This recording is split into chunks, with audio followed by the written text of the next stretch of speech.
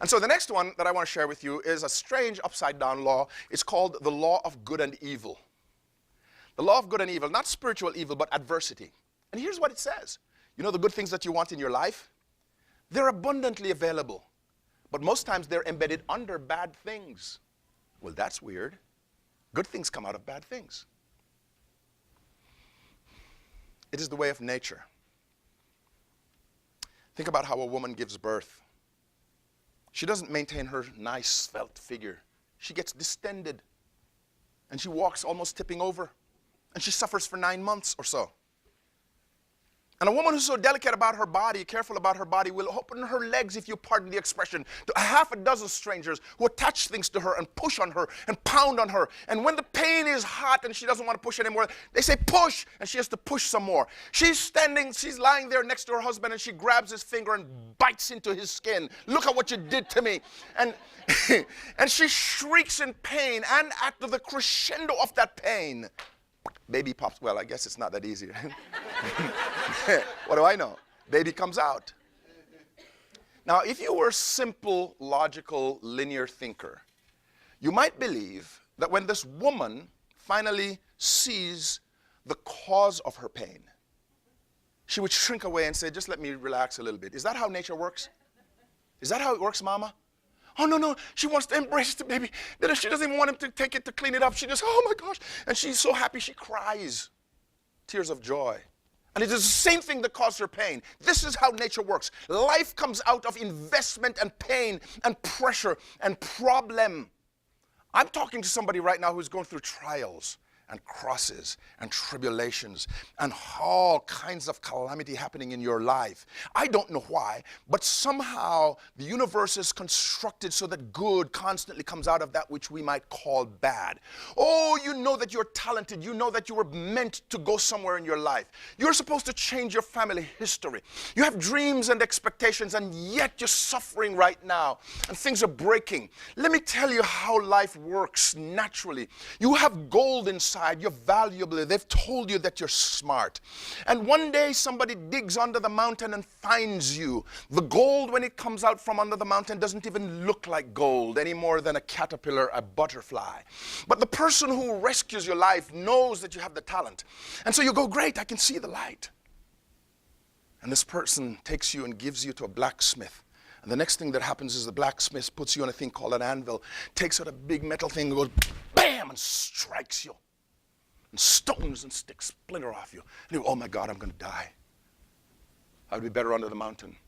And takes the metal and goes, bam, and strikes you and flattens you and flattens you. And you think life's not fair. It's not fair. But then the shine starts to come through. You can see a little yellow now. And you go, man, I didn't die. I'm mature now. I can handle anything. Life is like that. And just when you think you have it together, the goldsmith takes you and shoves you into an oven and turns it up 1,700 degrees Fahrenheit and boils and bakes and cooks you within an inch of your life. And you think you cannot make it, but you are gold. Everything evaporates and melts around, but the gold does not melt. It becomes molten, and when they take it out, it has fire bubbling on the surface. And now that you're not rigid anymore, now that you're flexible, you can be poured into beautiful shape and become a vase, or a golden vessel of some sort, or become a ring, and you're dipped into the polish. And people look at you now and go, oh my gosh, you're so lucky. Everything that you touch turns to gold. And they don't know what you've had to go through to get there.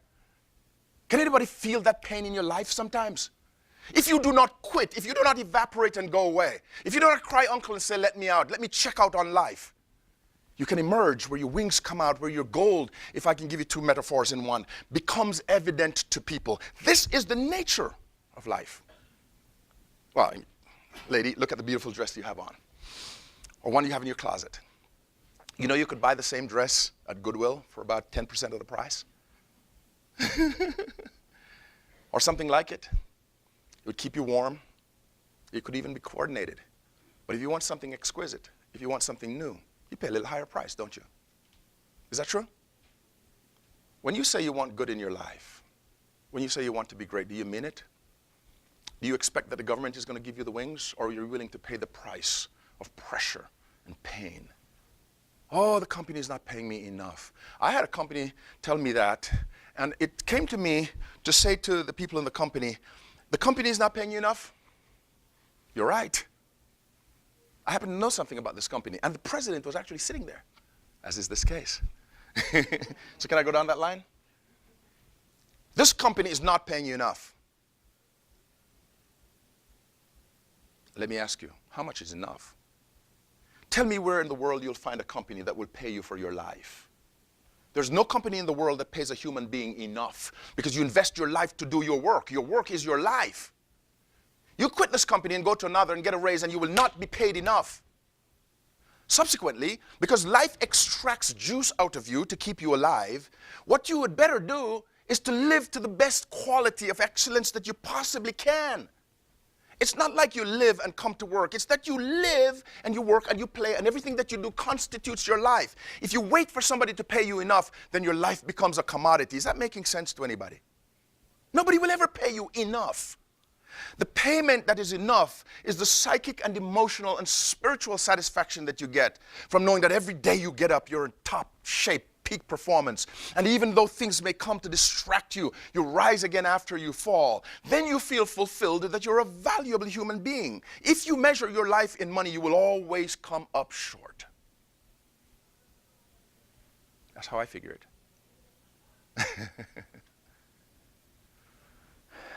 If you want good, it costs something. Too many people decide that this is not working out, and so they quit their company. And they go to the next one and find out that the problems come with them. Have you seen that? Sometimes they want to come back and can't even come back. Because the fact is, if you go somewhere to find the wings, you're not going to find. You need to look inside and develop yourself. When last did you work on yourself? If I asked you when last did you go buy yourself a nice pair of shoes or get a haircut or something, it probably wouldn't be long ago. When last did you spend some money on you? Go to a seminar. Learn how to work with difficult people. Go to a seminar. Understand your personality type. Invest in finding your life purpose, figuring out why you were born and what work is good for you. When last? If you want to be great, it costs something.